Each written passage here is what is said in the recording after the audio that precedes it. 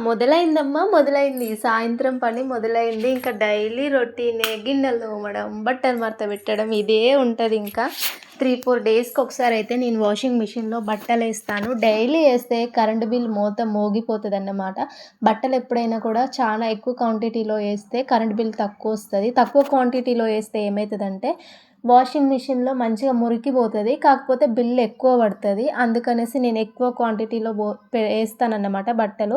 ఇంట్లోనే ఉంటాము. మేమేం బయట పనులకెళ్ళం కాబట్టి బట్టలకు కూడా ఎక్కువ మరకలేమి ఉండవు కాబట్టి నేను ఎక్కువ క్వాంటిటీలోనే ఏస్తాను. 3, 4 డేస్‌కొకసారి.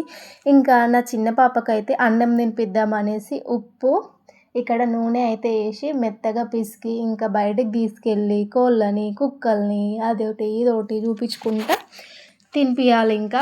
ఇక్కడ నెయ్యి కూడా యాడ్ చేద్దాం అనుకుంటున్నాను. కానీ ఏ నెయ్యి అయితే బావుంటది? మన హోమ్‌మేడ్ నెయ్యి అయితే బావుంటది కదా! బయట తీసుకుంటే ఎట్లుంటదో కొంచెం అలవాటు చేద్దాము అనుకుంటున్నాను. ఇంకా నెయ్యి అయితే తీసుకొచ్చి అలవాటు చేపియాలి చిన్న పాపకి. ఎందుకంటే అసలు విపరీతంగా తను అన్నం తినదు, ఏం తినదు. ఎంతసేపు నా పాలే తాగుతదన్నమాట. తనకెప్పుడు పాలియ్యడం వల్ల నేను చాలా వీక్ అయిపోతున్నాను. ఇప్పుడు సంవత్సరంన్నర కాబట్టి తనిప్పటి వరకి అన్నీ తినాలి. కానీ నేనే ఎక్కువగా గారాబం చేయడం వల్ల అసలు ఏం తినట్లేదు. నేను బక్కగా అయిపోతున్నా తనకు పాలివ్వడం వల్ల. అందుకే ఇంకా ఫుడ్ అయితే బాగా ఇవ్వాలనేసి డిసైడ్ అయిపోయాను. బ్యాటు, బాలు ఇస్తే నీ బ్యాటు, బాలు ఎవడికి కావాలి నాకొద్దు అనేసి తన్నుతుంది ఇంక వాటిని. ఇక పక్కనే ఉన్న బర్రెలను, కుక్కల్ని చూపించుకుంటూ అయితే తినిపిస్తున్నది. ఇంకా ఇది నెక్స్ట్ డే మార్నింగ్ హోలీ అన్నమాట. హోలీ రోజైతే ఇంకా మేము లేచే వరకే 8:30 అయింది. నేను మా ఆయన అయితే ఏం ఆడలేదు. జస్ట్ అలా బొట్టు పెట్టుకున్నాం అంతే. ఇంకా పిల్లలైతే బాగానే ఆడుకున్నారు ఇద్దరు. మా పెద్ద పాపకైతే చాలా ఇష్టం అన్నమాట. హోలీ పాటలు చూసినా, హోలీ రైమ్స్ చూసినా, మమ్మీ హోలీ పండుగ ఆడుకుందామా అనేసి అడుగుతూ ఉంటుంది. ఇంకా అక్క చెల్లెలు ఇద్దరు కలిసే ఆడుకున్నారు. మా ఆయన కోసం అయితే తలకాయ కూర, మటన్ తెచ్చుకున్నాడు. కానీ ఈవినింగ్ వండుదాం అనేసి ఫ్రిడ్జ్‌లో పెట్టాను. ఆయన డ్యూటీకి వెళ్ళిపోయాడు. ఈవినింగే వస్తాడు. ఈవినింగే వంట చేద్దువులే ఇంకా ఎందుకు నీకు ఇబ్బంది అనేసి చెప్పగానే నా కోసం అయితే మళ్ళీ చికెన్ తీసుకొచ్చాడు జుట్టుకోడి. సగమే వండుతున్నాను. సగం ఫ్రిడ్జ్‌లో పెట్టేసాను. ఇంక నా కోసం అయితే వంట అయితే ప్రిపేర్ చేసుకున్నాను. మా ఆయన తినకుండానే వెళ్ళిపోయిండు. చికెను, మటన్ తీసుకొచ్చే వరకే 10 అయిందన్నమాట. ఇంకా మళ్ళీ 10కి ఆయన డ్యూటీకి వెళ్ళిపోవాలి. ఎప్పుడు తింటాడు? ఎప్పుడు తీసుకెళ్తాడు? అనేసి ఇక నిమ్మలంగానే వెళ్ళిపోయిండు. ఇంక అన్నం తినకుండానే. అక్కడ ఏమైనా పార్టీ చేసుకుంటారేమో మనకు తెలీదు. ఇంక నా కోసం అయితే ఇక్కడ గోంగూర చికెను అయితే వండుకుంటున్నాను. స్మెల్ అయితే అసలు నా క్రేవింగ్ బాగా స్టార్ట్ అవుతుంది. నార్మల్ కూరలప్పుడైతే అసలు నాకు ఆకలి కాదు. చికెన్ కర్రీ అయినప్పుడే బాగా ఆకలి అవుతుంది. అసలు నాన్ వెజ్ మొత్తం మానేద్దాం, తినొద్దు అనుకుంటున్నాను. మా ఆయనతో తిన్నప్పుడల్లా చెప్తా, ఇక నుంచి నేను అస్సలు చికెన్ తినను, ఎగ్ తినను, ప్యూర్ వెజ్ అయితా చూడు అనేసి అంట. నువ్వు చికెన్ మానేస్తావంటే మామూలు విషయం కాదులే అని మా ఆయన నవ్వుతాడన్నమాట.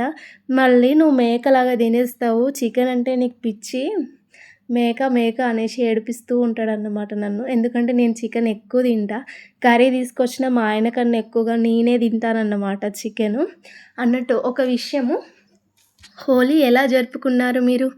బాగా జరుపుకున్నారా లేదా? ఈరోజు మీ ఇంట్లో స్పెషల్ ఏంటి? చికెనా? మటనా? ఫిషా? కూర అయితే పొయ్యి మీద వేసి ఇల్లంతా ఊడుస్తున్నా అన్నమాట. నా చిన్న పాప అయితే నన్ను సతాయిస్తూ ఉంటుంది. ఎత్తుకోమని ఏడుస్తూ నా వెనకే తిరుగుతూ ఉంటుంది.